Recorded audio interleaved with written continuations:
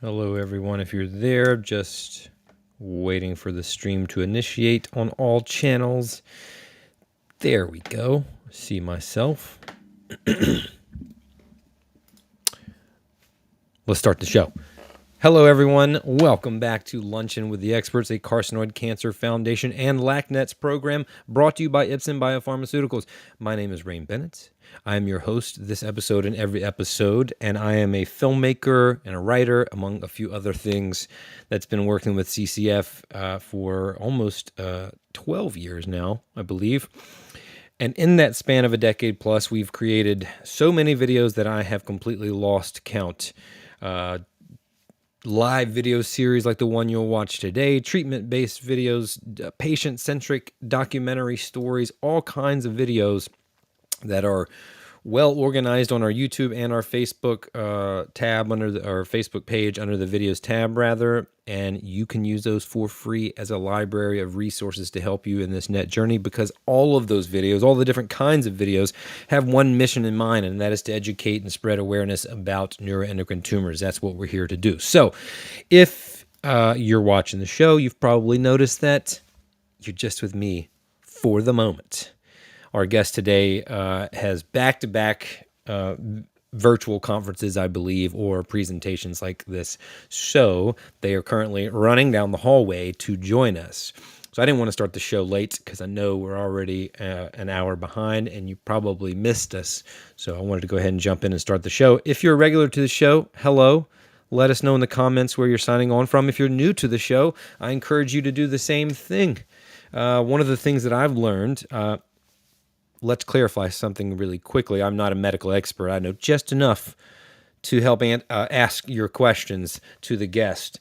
So I do a good job at being kind of, an avatar for the newly diagnosed person who has no idea what to expect, so I can help you with that. But one thing I've learned undoubtedly in this decade plus of working with neuroendocrine tumor patients and caregivers and support group leaders is that this community is so incredibly strong. So if you are new to this journey, or if you are new to this show, I encourage you to reach out to the people like you see them in the comment section saying where they're from. Ask them their experience. Ask them for any guidance as well. The value of the show is really twofold. One, the information and guidance and answers to your question that you'll get from our guest when he arrives. And two, that shared support, shared experiences, and shared stories from the guest within the show. So embrace the community. I promise you it will embrace you back. Before we get started, I just was receiving a text from our guest. So guest is arriving soon. It doesn't really delay anything because we've got some announcements to get to.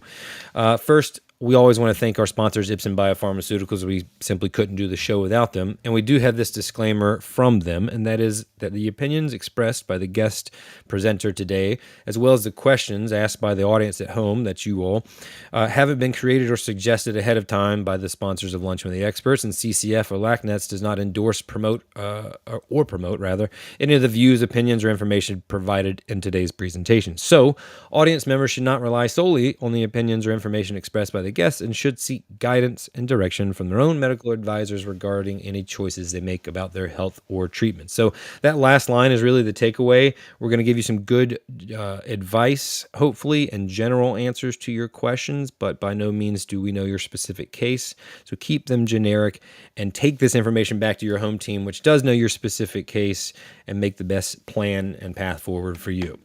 Guess what, everybody? The guest just arrived, sitting in the green room, eating M&Ms and drinking LaCroix, and I'm letting him in right now. Thanks, Rain. How are you? I wish there was M&Ms here. Sorry. You gotta play it up big. How are you? That's true. I'm good. How are you, sir? I'm doing very well. Hopefully you didn't have to run too fast, but I appreciate your dedication. No, it's my pleasure. It's truly my privilege. Thank you so much. Awesome. Well, welcome to the show. We're very laid back here and try to give a lot of good advice to the folks in the community. But I was just talking about, as you joined, the power of the NET community and how supportive it is from experts and specialists and doctors, as well as caregivers, support group leaders, and of course the patients. It's one of the things I love so much about it. And in that community, if people aren't necessarily familiar with you and your work, tell us a little bit about what you specifically do in that community. Yeah, well, thank you so much. I would echo what you just said. The net community is unbelievable, unbelievably welcoming, and unbelievably educated, and unbelievably motivated to really try to help advance the care of net patients, whether it's providers as physicians and versus just the community itself.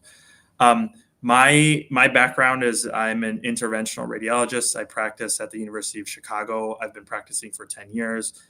One of my biggest focuses in my practice is oncology.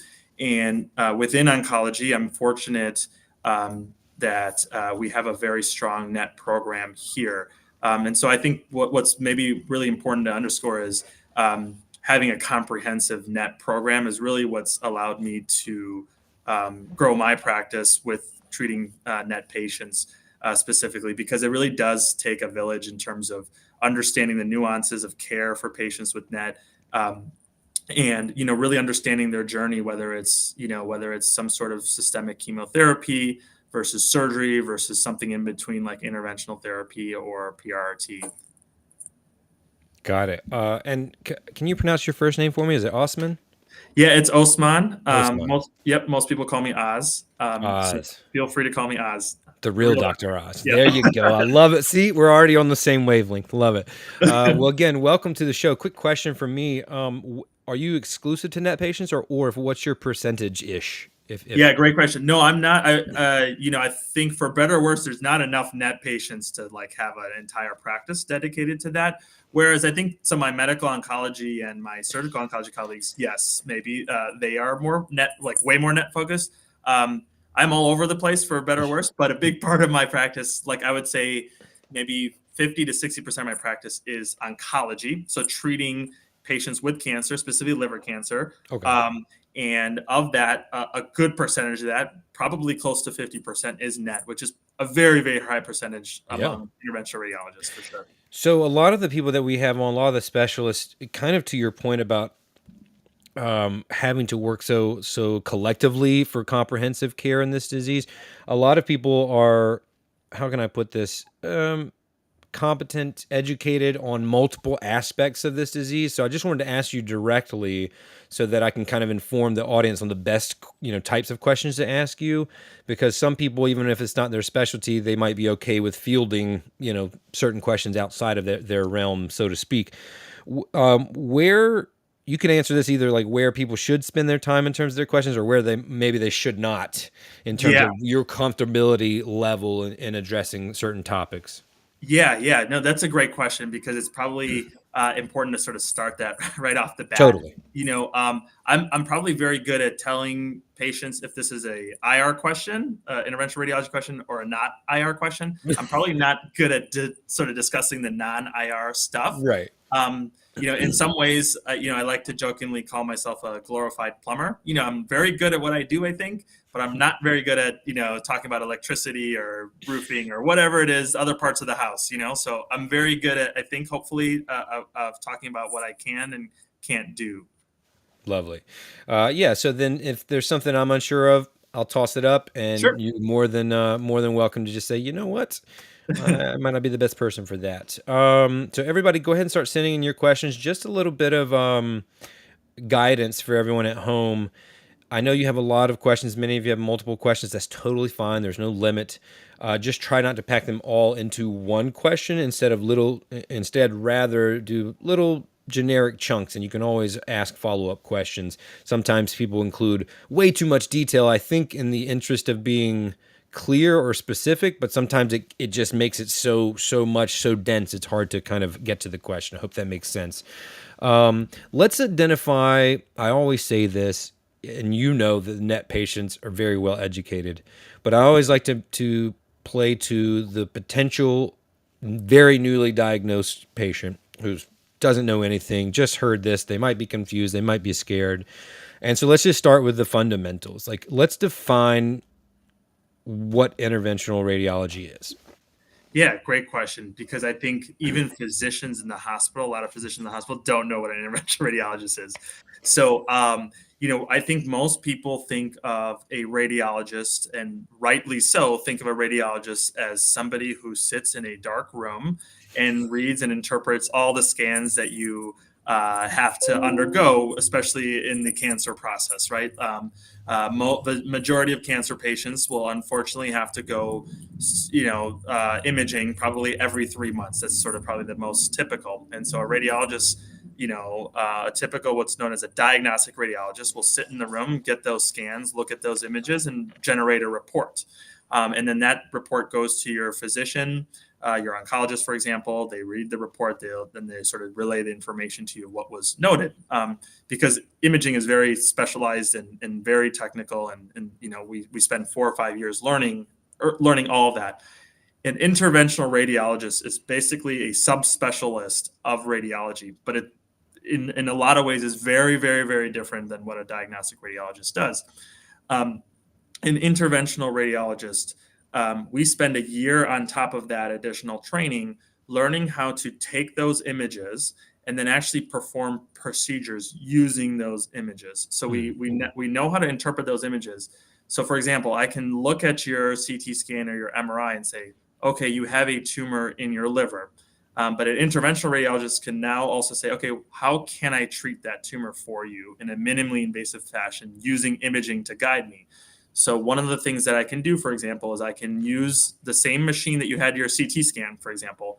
I can actually scan you with the CT scanner, but advance a needle. That's the interventional part of the radiologist, that I can actually place a needle into that tumor, and then I can burn that tumor away. So interventional radiology is very different. We don't work in a dark room. We work actually in a procedure room, just like a surgeon would. You would think we wear sterile mask, cap, gown, all that stuff. We use equipment. We interface with patients. We'll see you in clinic. We'll manage you. So in a lot of ways, we're half surgeon, and then we're also half radiologist, because we have to learn to interpret images and use imaging. So because of that, we do a lot of specialized procedures, but we don't just have one disease we treat, because if I can interpret imaging throughout the body, I can treat any part of the body. So we treat blood, for example, we treat blockages in people's arteries. We treat blood clots. We treat tumors. We do anything that you can image and you can get a needle there, then we can treat it, if that makes sense. So basically a fancy word for plumber. Yeah. Yes. Better summary than I could give you. No, I really like the way you explained that, quite honestly. It gave, me personally and hopefully everybody else a very clear understanding. So I appreciate that very much. We like folks to be thorough here on Luncheon with the Experts.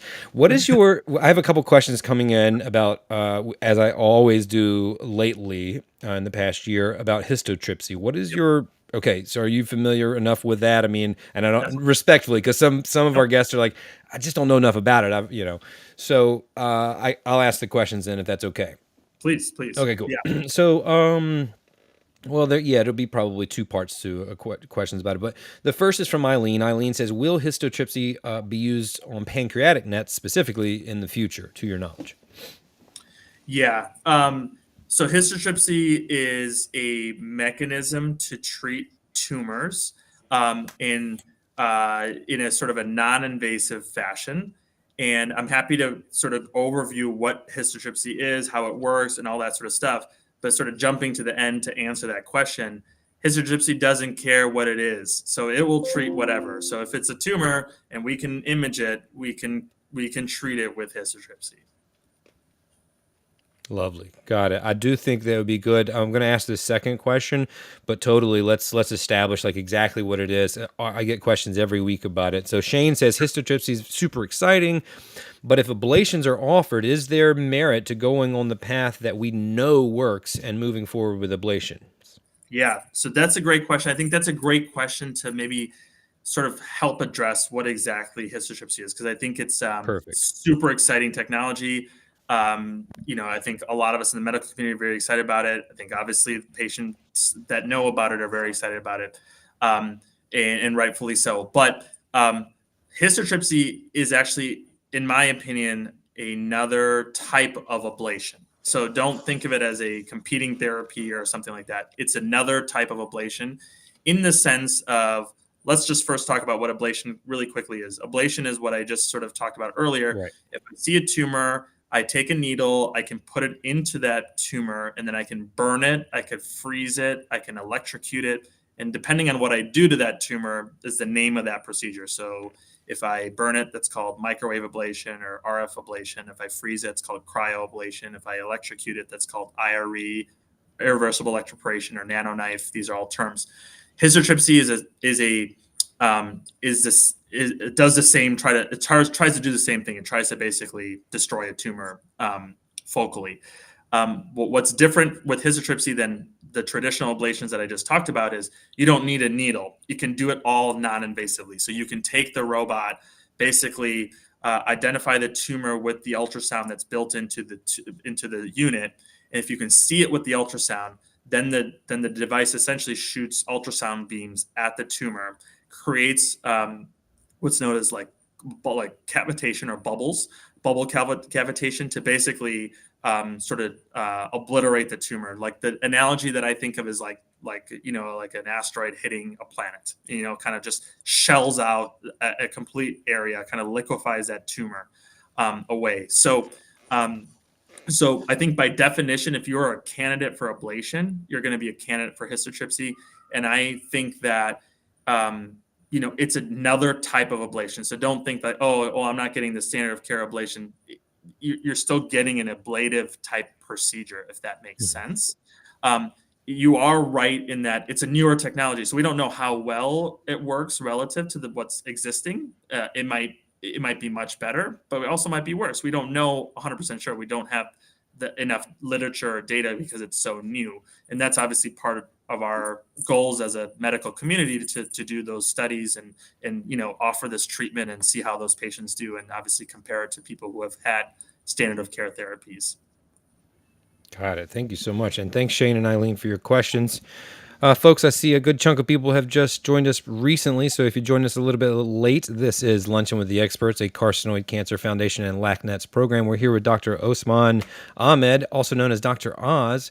Quick side story. A few of the projects that we did for CCF a few years ago got nominated for ShareCare Award. ShareCare, the company out of Atlanta, owned by the other Dr. Oz, or he's one of the owners. So I've got a picture from CCF work with that Dr. Oz, nowhere near as cool as this one. But we always have those documentaries coming out. We've had one come out earlier this year, and we have a new one coming up soon with a political figure. So we're excited about that. We will tell you a little bit more. It's always nice, all jokes aside, to have someone that has a platform talk about this. I know many of us probably know people who had the opportunity to and didn't share in the way that we might like to spread awareness about neuroendocrine tumors. So I'm excited about this one. So stay tuned. If you want to see any more of those, you can go to the videos tab or our YouTube channel and check out some of the documentaries about these inspiring NET patients. Let's keep the questions going from Jim. Hey, Jim, good to see you. I am currently undergoing PRRT with a majority of disease in the liver, primaries and pancreas. I have had 3 cycles so far, and I have much more pain and fatigue after the 3rd cycle. In your experience or to your knowledge, is this common for side effects to increase over time? And what are your thoughts on discontinuing lanreotide following PRRT? Yeah, great questions. Unfortunately, probably outside of my lane Okay. a little bit. PRRT is a super, effective treatment. Great data coming out, including like the NETTER-2 trial, which just showed really promising results for PRT. PRT is actually done by a nuclear radiologist, so more like your traditional radiologist that is reading and interpreting films. But even diagnostic radiologists do administer therapies sometimes. They don't interface with patients as much as an interventional radiologist does. But PRT is actually done more by a nuclear radiologist, so they would better be able to answer that question, unfortunately. Thank you. Appreciate you, Jim. Let me know if you have any other questions from Shane. Do you know anything about DAX, DAXX mutations in PNETs negatively impacting the outcomes of liver embolizations? I don't know much about DAX mutations other than I think they sort of potentially may increase the malignant potential of tumors. So just with that in mind, if a tumor is potentially more aggressive, I think it's relatively logical that any therapy would be potentially less effective, if that makes sense. There's nothing specific that I'm familiar with that our embolization procedures are specifically contraindicated or not, sort of, or you're not able to do them. But if it is a tumor that's more aggressive, there is a theoretical chance that our procedures might not be as effective. Got it. Um, I think your answers earlier spawned a whole group of histotripsy questions. So I'm gonna keep sending those along from Raphael. During a histotripsy procedure, is the tumor targeting guided by the doctor's hand or automated and self-guided by the platform pre-programmed with the MRI image? Yeah, it's a little bit of both. Okay. So it is a little bit of a boring procedure as an interventional radiologist because I'm not doing much intervention, if that makes sense. No needles are being placed. So you're taking the hammer out of the carpenter's hands a little bit in that sense, but there is still some human input. So basically, what we do again as imaging experts, we use the ultrasound. Well, we have to obviously screen patients with our ultrasound machine to make sure that we think that they would be candidates for the procedure. And then we drive the ultrasound of the robot over the patient to identify the tumor. We enter the coordinates of the tumor with the program using the ultrasound machine. But then the actual treatment itself is essentially done robotically. So but as much as I like to do procedures, I will never be as good or as precise as a robot. And so we will input all the information to the robot, and then it will sort of do its thing. It will basically, fire those beams at the tumor in the coordinates that we sort of input, and then for that reason, it's very, very, very precise. Got it. Thank you. One shout out from Nancy. Hello, Dr. Oz. I'm now 2 years post procedure liver embolization and am so very grateful for you. I'm doing great. Nancy, that's awesome to hear. That's We love to amazing. pass along our shout outs as well. From Kathy, would having a Whipple contradict having histotripsy? No. The short answer is no. Having a Whipple would not be a contraindication. With that said, a Whipple, for people who may or may not know, is probably one of the most complex surgical sort of procedures that is out there. So it is a big operation, and part of that operation is the bile ducts that sort of drain from the liver into the intestines sort of have to be detached and sort of reattached. And what that does, it sort of creates, trying to think of the sort of best way to explain this. It sort of interrupts there's a sphincter and the bile ducts that sort of prevent the backflow of bile back into the liver. So it alters the ability of the liver to sort of effectively drain the bile. So when we see patients who have had altered anatomy like a Whipple, we will put them on antibiotics before and after the procedure. And that's really to prevent an infection from occurring. So it's important information to know if you're having a histotripsy or any other procedure with an interventional radiologist that you've had a procedure like a Whipple, because it will change how we will manage the procedure before and after, but it won't be a contraindication. Got it. Another question from Shane: if his histotripsy breaks up the tumor to be eliminated by the body, do we know if these eliminated tumor particles can cause spread as they are exiting the body? Yeah, I was on a panel relatively recently where this almost a very similar question came up. Okay. The short answer is I don't think so. We don't have a tremendous amount of data on histotripsy in humans, but the data that we do have is doesn't suggest anything like that occurring. When we do any type of ablation, whether it's histotripsy or the other types of ablation, we are basically completely destroying that tissue again if it's done properly and it goes as according to plan. So there is a very, very unlikely chance of something like that happening. Historically, what used to happen with ablation, where you put a needle into a tumor and then either burn, freeze, or whatever to it, is when you remove that needle. Some people, there was a thought, and it's true, but it's very rare. But some of those cells on the needle would actually, it's called track seeding, would actually seed the area of the liver or outside of the liver as you pull the needle out. That has virtually been eliminated. It's a little bit of a sort of urban legend now, because how that's been eliminated is we actually do something called tract cautery, or tract ablation. So we actually burn, or like we sort of lightly, gently burn our tract out, so we don't prevent any tract seeding. Because hystertrypsy is completely non-invasive, I don't worry about that phenomenon at all. Got it. Thank you. From John, if you are being treated for a blood clot in the leg, is it safe to have a routine CT scan? And then a second question, can a routine NET scan, pancreas primary, also show any damage to veins in a leg that is caused by a DVT? Yeah, well, DVT is another passion of mine, so I'm glad you asked those questions.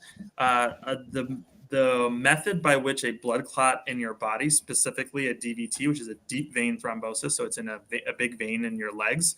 The major risk of a blood clot like that is that it breaks off and travels to your lungs. The vast majority of blood clots like that are managed with blood thinners. So blood thinners are effective, very, very effective. So as long as you're on a blood thinner, you don't really necessarily need to worry tremendously about the risk of a blood clot traveling to your lungs. That risk is very low. It's very rare for it to still travel if you're on a blood thinner. You are able to definitely still have any scan, and actually more often than not, we actually use CT scans to diagnose blood clots. So it's very safe to have imaging done. The second question was about, I'm sorry, Rain, you said it was about a blood clot with nets. Yes, it was if you're being treated for a blood clot in the leg, is it safe to have a routine CT scan? Yes, it is. It is safe, definitely. And like I said, that's the best way to sort of monitor it, is actually with some sort of imaging, whether it's ultrasound or CT. And really, that the type of imaging that's done depends on where the clot is. Got it. Dorinda says, will lung nets be considered for histotripsy? Yeah. So because histotripsy is primarily used is sort of is based on ultrasound. Mm-hmm. Ultrasound has some limitations. Ultrasound gets blocked by uh, bone, and it gets blocked by air. So lung nets, I think, are unfortunately less likely in the future to be treated by histotripsy. I wouldn't admit. I would think that there may be some advancements possible in the future that could overcome the air, but right now, there's. I don't think there's any plans or any ability to treat lung nets. Got it. Thank you for your question. We have a couple people asking different versions of what, if any, are the risks of histotripsy, or another similar one, what are the limitations of histotripsy, tumor location, size, etc. Yeah, those are great questions. So I think the limitations of histotripsy, we've already talked about one, which is it's a new technology. So any new technology, we don't know how much better or how much worse or how equivalent it is. We need to really start gathering data, we need to do clinical trials. We need to really understand, how much of a how much it's going to be able to help our patients relative to the current therapies we have. Um, the other potential limitations, like we just talked about, because it's an ultrasound based technology, it can be blocked by air, which obviously sort of makes lung treatments difficult. But the liver is also surrounded by ribs, which is bone. So we are limited by the ribs a lot of times with who we can treat with histotripsy. So we are now able to, with the device, we're trying to get sort of creative to find ways to go through the ribs. But when this first technology first came out, it was really only limited to the parts of the liver that sort of extend below the margin of the ribs, which sort of limited the number of tumors we could treat. Now the technology is being sort of advanced so that we can actually still treat tumors potentially that we can see between the ribs. But a lot of this, again, it's all happening in real time. So these answers may change if you ask me 3 months from now. Got it. Next question. Can multiple tumors be treated in multiple sessions using either ablation or histotripsy? As an example, 10 small tumors throughout multiple sessions. Yeah, that's a great question. So, I have, if we go back to the sort of buckets of treatments that we have from an interventional radiology or interventional oncology perspective, we have percutaneous methods, which we just talked about, which is ablation, where we put a needle in and burn the tumor, non-invasive and still focally sort of blast tumors. Those are ideal. Those technologies are ideal for treating tumors that are, not that large and also not that many in number. So we typically reserve these types of what are known as ablative technologies for tumors that are less than 3 centimeters in size and usually less than 3 in number. So it's kind of like the rule of threes in a bit. So then the question is, what do you do for patients like that you just mentioned that have 10 tumors and they're all throughout the liver? It's just too time intensive and a lot of times not feasible to sort of ablate 10 lesions. So what we do more often than not, if surgery, for example, is not an option, is we can do what are known as intra-arterial therapy. So we, instead of going directly to the tumor through the skin, we actually go through the artery. And so what we do is, like, you might think of, or you might know of patients who have had, heart attack, for example. The cardiologist goes through the artery and then goes through the artery to the heart and then opens it up with the stent. We do that for every other part of the body outside of the heart. So we can actually take a small tube or catheter, go through the artery in the leg or the wrist, and go to the artery instead of going to the heart, we go to the liver. And then from the liver, we can actually find the arteries that feed all the tumors, on the right side of the liver or the left side of the liver. And then from there, instead of opening arteries up, we actually can shut them down. And that concept is called embolization. So we can do what's known as embolization. And just like we talked about with ablation, whatever I inject from the artery is the name of the embolization. So if I inject chemo, for example, from that artery, that's called chemoembolization. If I inject radiation from that artery, that's called radioembolization. If I inject just bland particles or beads or, just like grains of sand, essentially, that's called bland embolization. And I'll spare you the science, but for most NET patients, bland embolization is what we typically prefer. That's sort of shown to be the sort of best for getting tumor control, but then also like minimizing damage to the normal liver and sort of giving you sort of the best chance for recovery. Got it. Great. We still got plenty more coming in, so we're gonna keep taking them. This is a hot topic for folks. I love it. Dorothy says, with histotripsy being so new, are insurance companies willing to pay for it? Yeah, that's another great question. The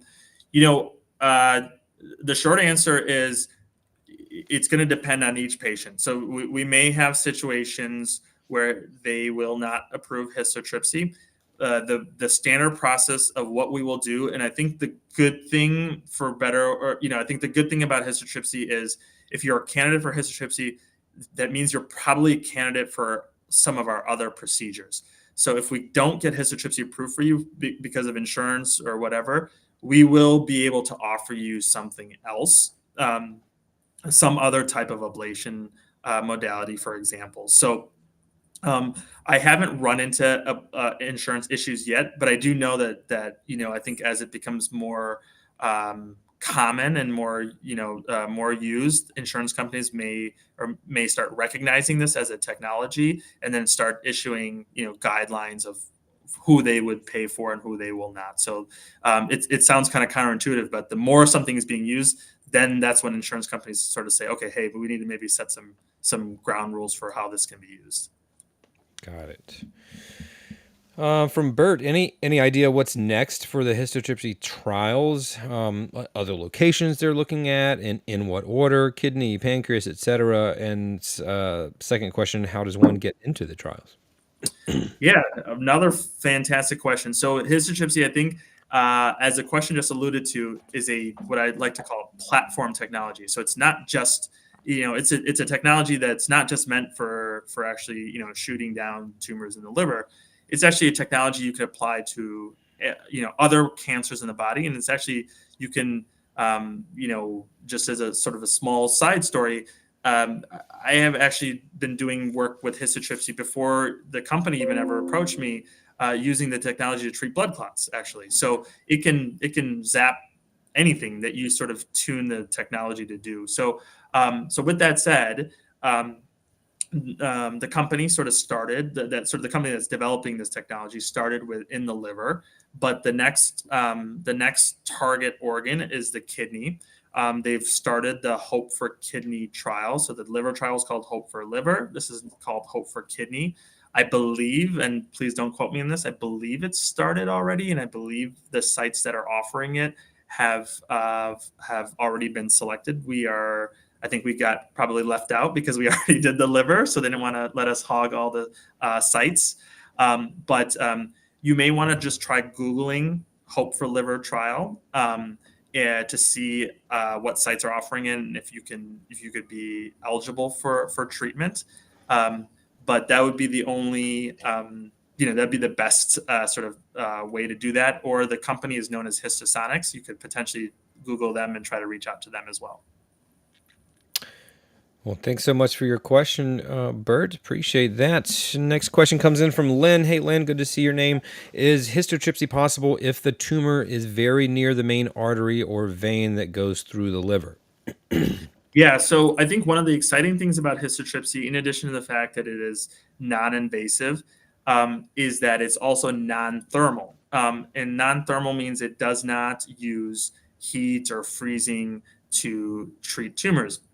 And why is that important? So thermal energy is great because it kills tumors, but thermal energy like heat or cold may damage critical structures if they get involved. So if a tumor is really close to an artery, for example, if you try to burn it, it might burn the artery.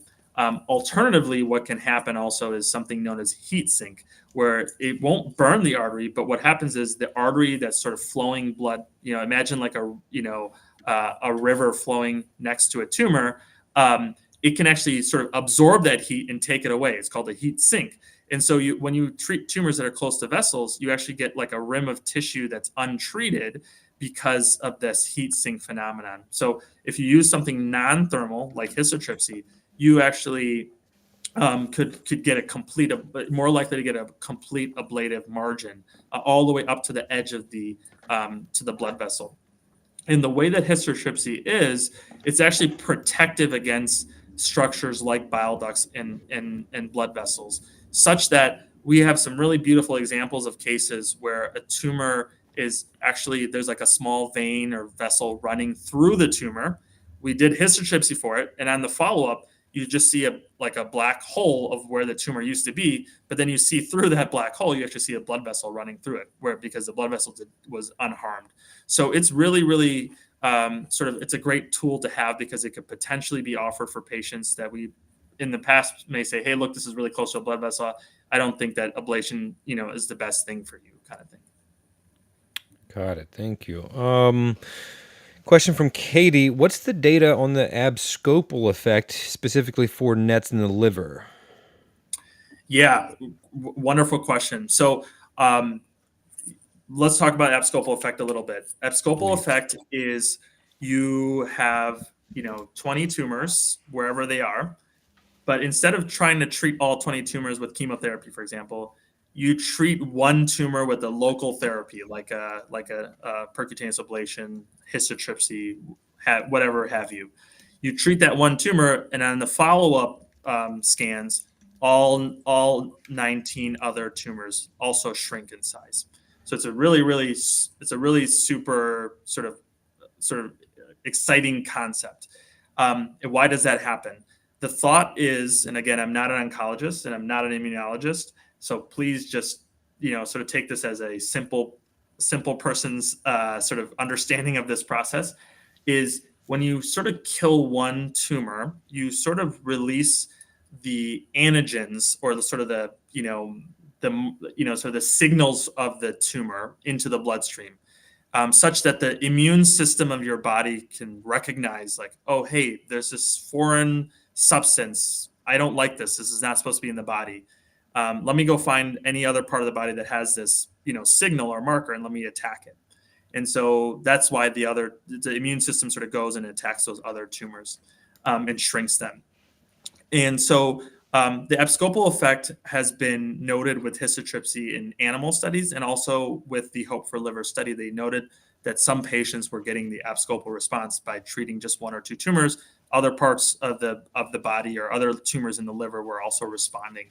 Um, and so there's some thought that histotripsy, compared to other local therapies, might promote a greater abscopal effect than other therapies. And the reason for that is because of its mechanism of action. Is like it's like really, really liquefying, blasting tumors, and really reducing or sort of exposing a lot of tumor antigens into the bloodstream.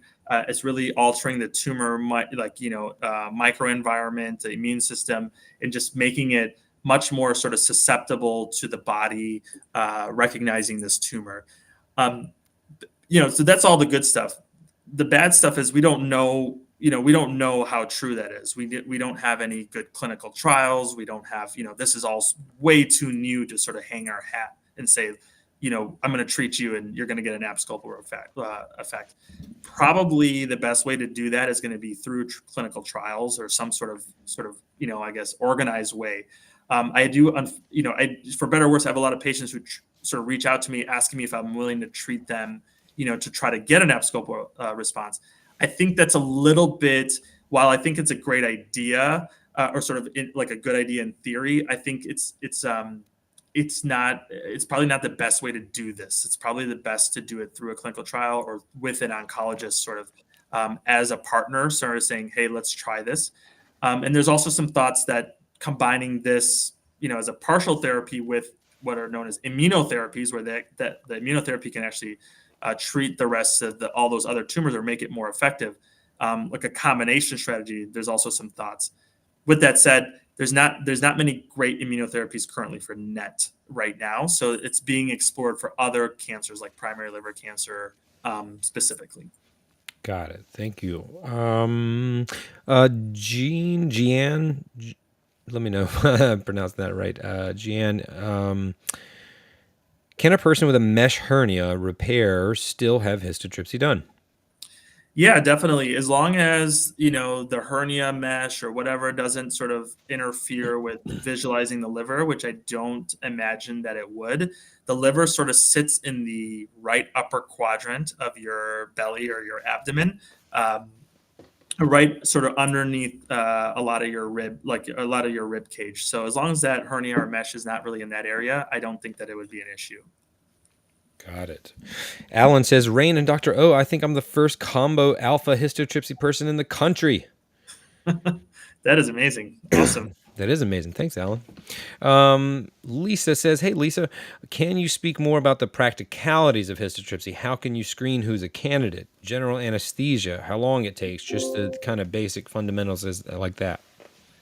Yeah, so I think the way to think about this is, the way that we're trying to screen most of our patients that are interested in histotripsy specifically is we'd like them to have an oncologist sort of managing their care, whether that's an outside oncologist or an oncologist within our own health system. Sort of triaging, making sure that histotripsy sort of fits in the overall plan of care. Again, I'm a super specialist, so it's probably somewhat inappropriate for me to sort of manage somebody's care without knowing all the options and sort of knowing what's best. So I would say that's probably the first and most important thing. Now, if a patient's referred to me specifically said by an oncologist saying, look, I think histotripsy is a good option for this patient, can you evaluate them? What I will do is I will see the patient in clinic and we'll obviously talk about, the technology. But what we'll do, which is probably the most important thing, is we'll try to confirm that a patient has 3 or less tumors that are less than 3 centimeters, ideally, and unless they're being referred for that abscopal response that we talked about, which again is very uncommon, at least in my practice. And then what we'll do is we'll take an ultrasound machine in our office and we'll actually try to visualize those tumors. If I can visualize those tumors with my ultrasound machine in the office, and you would otherwise be a candidate for an ablation procedure, I will offer that patient histotripsy, again, for the reasons we talked about: non-invasive, non-thermal, potential abscopal response, all that stuff. And so, and then if they wanted to proceed with that, then we'll proceed with scheduling.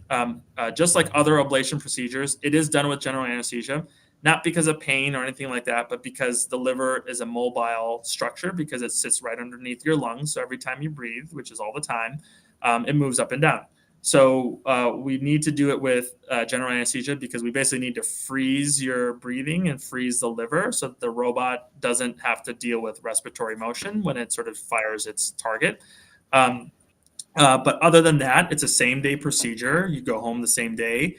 And again, no incisions. And because there's nothing invasive, we don't even put on scrub gear. We can just do this, it's a non-sterile procedure, which is really, really, kind of unlike any other procedure we do.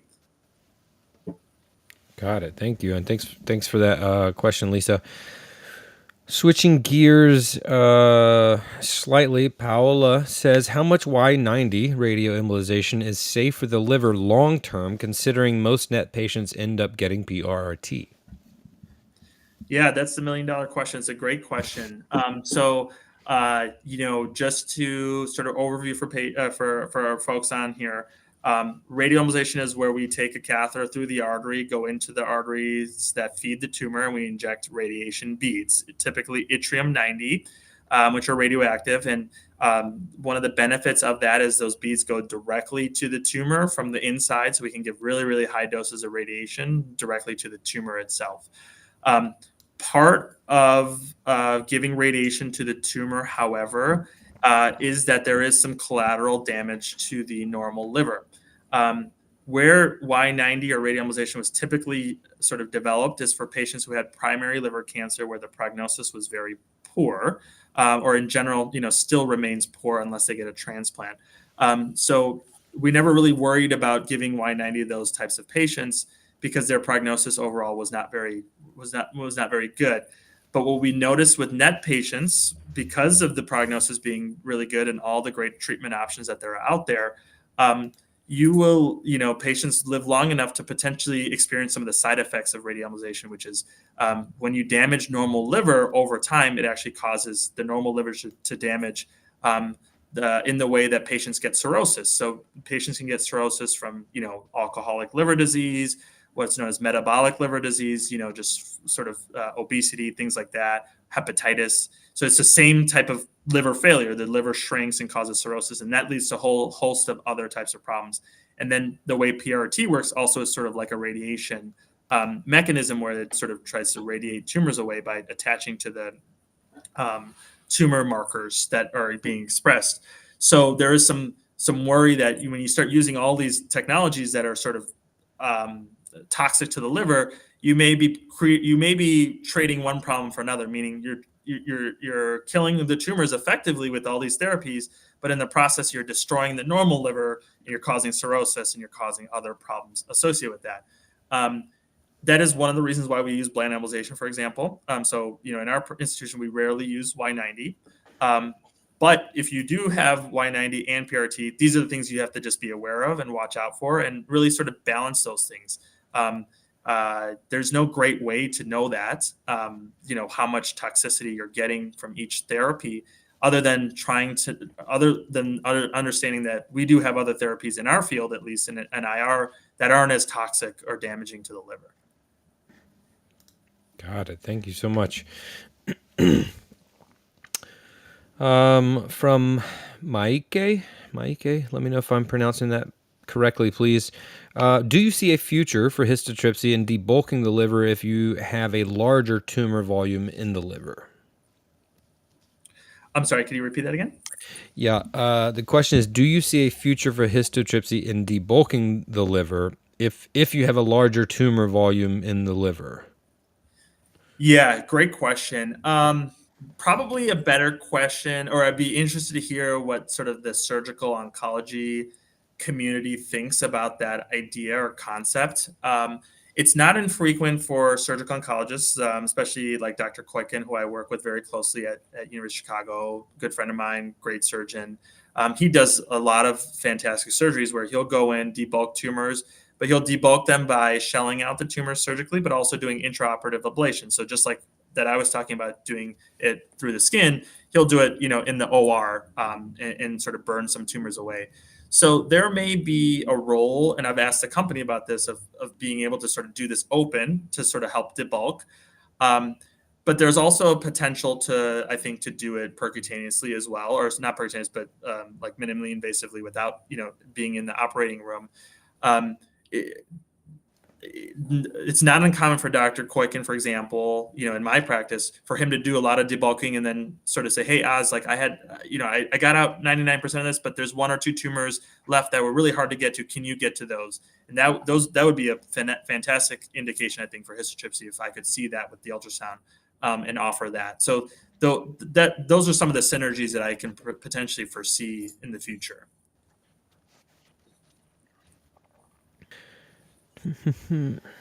Guys, team, we have just less than 10 minutes. We're going to try to get to as many of these questions as we can. Can you say more about why the limit is 3 centimeter tumor size tumors? So the size is based on the technologies that we have available to us. So most of the ablation technologies that are in existence, if not all, really, one needle basically can really only go out about 3 centimeters, and give you sort of good coverage, or sort of margin around the tumor. Now, the natural thing is to say, hey, let's put 2 needles in and burn, something maybe 4 or 5 centimeters, because each one can burn about 3 centimeters. People do that all the time. I do that not infrequently as well. The issue with that is all the literature that's out there that sort of talks about doing ablation for tumors that are larger than 3 centimeters shows that the outcomes are much worse, meaning it's just not as effective when you start treating tumors bigger than 3 centimeters. So we know that, just based on like existing studies, that when we sort of go beyond 3 centimeters, we're probably not going to get as good of the result. So we try to reserve ablation, which we sort of, when we do it, we try to do it for sort of a curative potential, a curative intent, is to treat tumors that are under 3 centimeters. The number is really a reflection of, time. To ablate multiple tumors greater than 3 takes a lot of time, especially if you're not in the operating room where you can sort of just see the tumors and sort of, sort of move around more freely. And, again, can we ablate 6 tumors? We certainly can. It would probably take maybe a full day to do that, or maybe 3 or 4 sessions.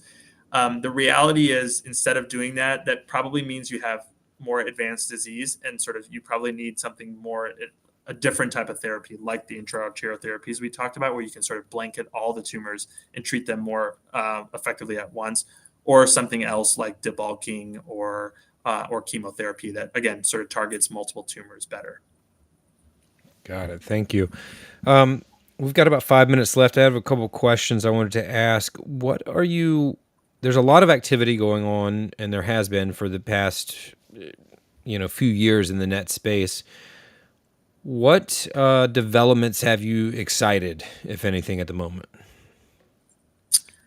In IR specifically, or Yeah, I think so. I mean, you can speak to to any of that, but in your area, I think specifically, and if we were to forecast out, the next couple of years, even into 5-year territory. Yeah, I mean, cool, great question. I'm super biased, obviously. Like, I love what I do. I think it's a super innovative field. The innovation of the field is what drew me to it, and sort of being able to offer patients that are like therapies that are super, unique and minimally invasive, and sort of really, patient-centric type procedures. I think what I've been seeing in the future of our field, again, historytrypsy is a great example of that, and I think that's the one thing that really is, at least in the patient community, is being well recognized, is another therapy, a new therapy that can maybe more effectively treat tumors in a more non-invasive fashion. In that vein, there's a lot of advancements in IR, specifically with oncology, trying to sort of elucidate this abscopal effect. So doing combination therapies. So I think the future of oncology is now doing combination trials with with what we do, local therapies with systemic therapies, and see what type of synergy, like 1+1 = 3, not 1+1 = 2, to sort of see if there's some benefit of doing that.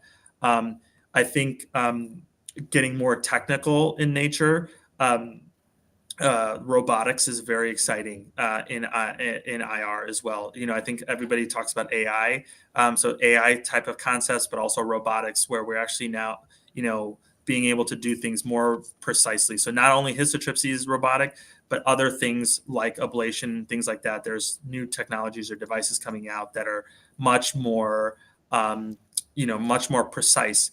Things like ablation software confirmation. So we used to basically just have to hand draw what we think where we're going to burn or sort of ablate. But now we have software where they actually can say, look, your needle is here. This is exactly how much of a kill zone you're going to get, and make sure that you're getting a good coverage of the tumor. So things like that, like even the radioembolization, for example, we have software now where we can actually say, this is the exact amount of radiation that's going into your tumor, as opposed to me just saying, I'm going to blast your tumor with radiation. Now I can actually say, I'm going to give it 457 gray based on this, on this software. And we know that based on literature, greater than 400 gray gets us to a complete tumor kill.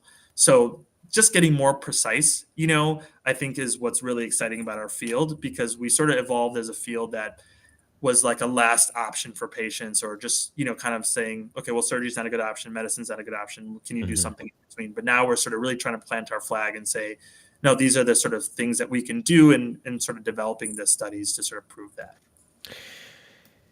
And if we were to flip that coin over, what are the areas or opportunities for improvement, or where you'd like to see more activity or development, where there's still kind of gaps in you being able to do what you would want to do? Yeah, no, that's a great question. I think for me,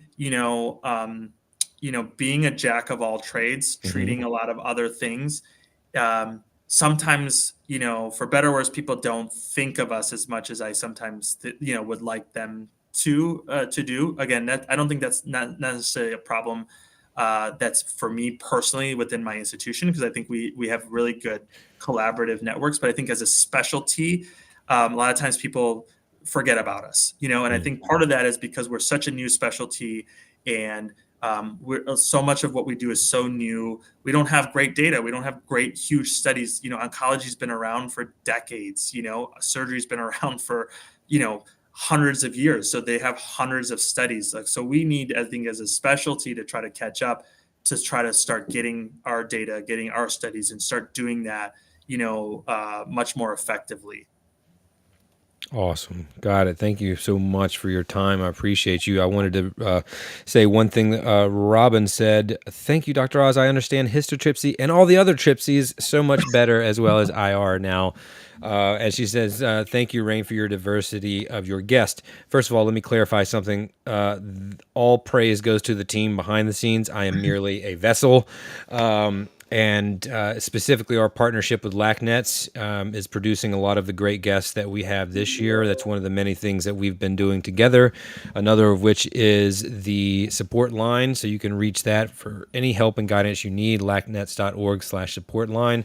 Dr. Oz, thank you so much for being here, a first-time Luncheon with the Expert guest. We appreciate you so much. The people appreciate you as well as I do. No, thank you so much, Ryan. Appreciate it. And like you said, thank you to everybody, all guests, all the people behind the scenes. Net community is amazing. Thank you all so much. Totally. Thanks again to our presenting sponsor, Ipsen Biopharmaceuticals. We couldn't do the program without them. Thanks to you all at home. As always, we hope this program helped answer some of your questions. And lastly, my name is Rain Bennett. Thank you for watching. Please join us next time on Luncheon with the Experts. Stay healthy.